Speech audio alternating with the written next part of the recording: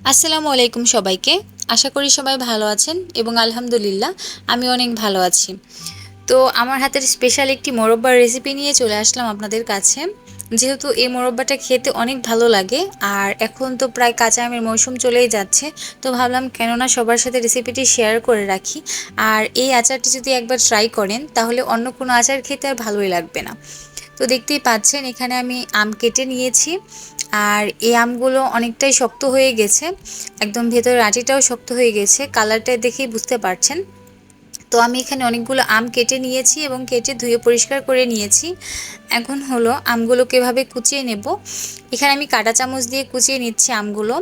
আর এই কাজটা অনেক সাবধানে করতে হবে, হাতে ব্যথা লেগে যেতে পারে, তো সাবধানতার সাথে আমি সবগুলো আমকে এভাবে কুচিয়ে নেব। আর এমনভাবে কুচিয়ে নিতে হবে যাতে একদম ভেতর পর্যন্ত মানে আটি পর্যন্ত গিয়ে পৌঁছায়।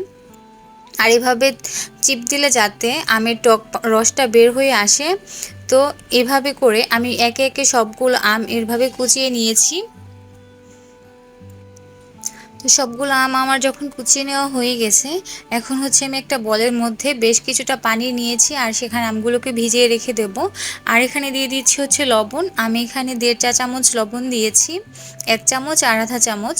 এই লবণটা দিয়ে ভালোভাবে পানির সাথে মিশিয়ে দিয়ে এটাকে আমি ঢেকে রাখবো 2 ঘন্টার মতো। 2 ঘন্টার বেশি রাখলেও সমস্যা নেই, কিন্তু 2 ঘন্টার কম রাখবেন না। তো এইভাবে আমি এটাকে ভিজিয়ে রাখছি।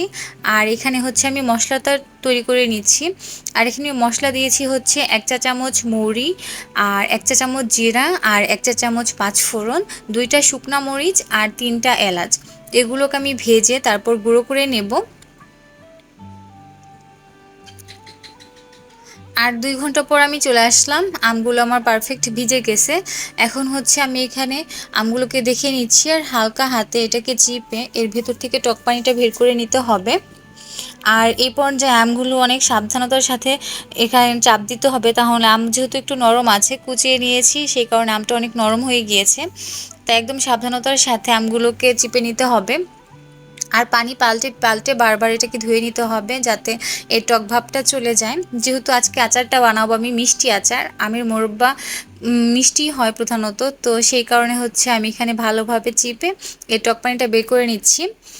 আর বেশ কয়েকবার এটাকে ধুতে হবে, প্রায় 3 থেকে 4 বার এটাকে আমি ধুয়ে নিয়েছি ভালোভাবে। আর দেখতেই পাচ্ছেন পানিটা আমি পরিষ্কার করে নিয়ে এটাকে আমি এক সাইডে রেখে দিচ্ছি। আর এখন আমি সেই মশলাগুলোকে ভেজে নেব, যেগুলো করে রেডি করে রেখে দিয়েছিলাম। এগুলো হালকা ভেজে তারপর হচ্ছে গুঁড়ো করে নেব। প্রথমে এখানে দিয়ে দিচ্ছি শুকনো মরিচ 2টা, আর দিয়ে দিচ্ছি সেই 3টা এলাচ। এই 3টা যেহেতু একটু ভাজতে সময় লাগবে, তাই এটা আগে একটু হালকা করে ভেজে নিয়ে তারপর এই মশলাগুলো দিয়ে দিচ্ছি। এগুলো ভাজতে বেশি একটা সময় লাগে না, আর বেশি ভাজলে দেখা যায় এটা তেতো হয়ে যাবে খেতে। তাই একদম অল্প আঁচে এটাকে আমি ভেজে নিচ্ছি হালকা করে। তো মশলাগুলো ভেজে রেখে দিয়েছি একটু ঠান্ডা হওয়ার জন্য। আর এই কড়াইতেই হচ্ছে আমি আচারটা বসিয়ে দিচ্ছি। প্রথমে এখানে আমগুলো দিয়ে দিচ্ছি আর দিয়ে দিচ্ছি হচ্ছে চিনি। আর চিনির পরিমাণটা হচ্ছে আপনাদের পছন্দ মতো দেবেন, যেহেতু এটা মিষ্টি আচার বানাবো তাই চিনির পরিমাণটা একটু বেশি লাগে এখানে। তো আমি বেশ কিছুটা চিনি দিয়েছি, আপনারা চাইলে পরে আবার চিনি অ্যাড করতে পারেন। তো চিনিটা দেওয়ার সাথে সাথে এখানে আমি চুলার জালটাও ধরিয়ে দিয়েছি একদম লো আঁচে। এখন এটাকে আমি রান্না করে নেব। হালকা একটু মিশিয়ে দিচ্ছি, তারপর হচ্ছে এভাবেই রেখে দেব, আস্তে আস্তে চিনিটা গলতে থাকবে। তো দেখতেই পাচ্ছেন চিনিটা আস্তে আস্তে গলতে থাকছে। আর এখানে হচ্ছে আমি সেই মশলাটা একটা গ্রাইন্ডারে নিয়ে গুঁড়ো করে নিয়েছি। তো এখানে আমি হালকাভাবে শুধু এটাকে নেড়েচেড়ে মিশিয়ে নিচ্ছি। আর বেশি একটা জাল বাড়ানো যাবে না, একদম লো হিটে এই আমের আচারটা বানাতে হবে। আর একদম হালকা হাতে এটাকে নেড়ে দিতে হবে, যেহেতু আমগুলো অনেক নরম তাহলে ভেঙে যেতে পারে। আর এই আচারটা বানাতে আমার সময় লেগেছে 30 থেকে 40 মিনিটের মতো। একদম লো হিটে আমি এই চিনির শিরাটার সাথে আমটাকে জাল করে নিয়েছি। আর আমটা দেখেই বুঝতে পারছেন যে ভেতরেও চিনির শিরাটা প্রবেশ করেছে। আর এখানে আমি দিয়ে দিয়েছি হাফ চা চামচ বিট লবণ।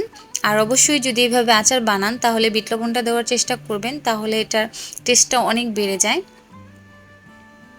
তো আমি হালকাভাবে হচ্ছে এই বিট লবণটা আচারের সাথে মিশিয়ে নিচ্ছি। আর এই পর্যায়ে আমটা অনেক নরম দেখেই বোঝা যাচ্ছে, তাই সাবধানতার সাথে কাজটা করতে হবে। আর এখন এখানে দিয়ে দিব হচ্ছে ভিনেগার। এখানে আমি 3 টেবিল চামচ ভিনেগার দিয়েছি। আর ভিনেগার তো আমে দিলে আমটা অনেক দিন পর্যন্ত সংরক্ষণ করা যায়, আপনারা জেনেই থাকবেন। এখানে আমি সাদা ভিনেগারটা দিয়েছি 3 টেবিল চামচ। আর এখন দিয়ে দিব সেই মশলাটা যেটা আমি আগে থেকেই বানিয়ে রেখেছিলাম। তো এই মশলাটা এখানে আমি 2 চা চামচ ব্যবহার করেছি, খুব বেশি একটা দিইনি। এই মশলাটা এখানে অল্প ব্যবহার করলে এই আচারটা খেতে বেশি ভালো লাগে। তো এখানে আমি অল্প মশলাটাই দিয়ে নিয়েছি। এখন এই মশলাটা আমি হালকাভাবে আচারের সাথে মিশিয়ে নেব আর তারপরে নামিয়ে নেব। এই মশলাটা দেওয়ার পর বেশি একটা জাল করে নেব না। আর এই মশলাটা যেহেতু আমি একটু ভেজে নিয়েছি, আর এই ফ্লেভারটা আচারের সাথে খেতে অনেক ভালো লাগে। আর এদিকে আমরা দেখতেই পাচ্ছেন আমার আচারটাও হয়ে গেছে, মাশাআল্লাহ দেখতে অনেক সুন্দর লাগছে। এখন হচ্ছে এটাকে আমি একটু ঠান্ডা করে নেব। আমি চুলার জালটা বন্ধ করে দিয়েছি। এখন হচ্ছে আমের আচারটা পরিবেশনের পালা। তো এখানে আমি পরিবেশন করে নিয়েছি আচারটা। দেখতেই পাচ্ছেন কতটা লোভনীয় লাগছে, আর খেতেও আলহামদুলিল্লাহ অনেক মজা হয়েছিল। আশা করি আপনারা এই রেসিপিটি যদি বাসায় ট্রাই করে আচার বানান তাহলে হতাশ হবেন না।